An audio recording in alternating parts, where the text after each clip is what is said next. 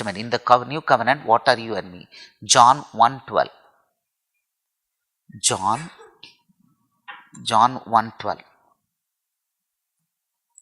Look at the privilege we got.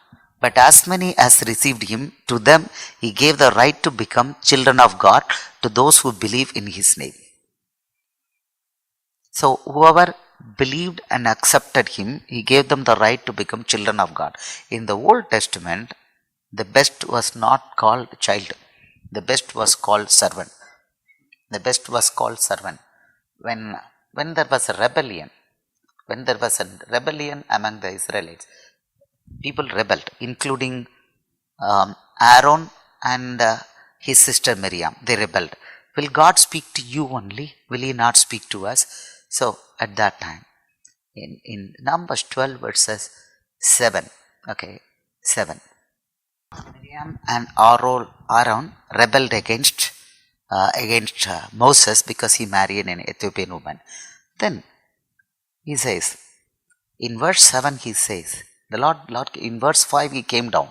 You can see in verse 5. Then the Lord came down in the pillar of cloud and stood in the door of the tabernacle and called Aaron and Miriam, and they both went forward. Do you see, do you visualize this experience? He came in the pillar of cloud and stood at the door of the tabernacle and called, and they went. And he was telling something in 6 about prophets, and in 7 he says, not so with my servant Moses. He is faithful in all my house.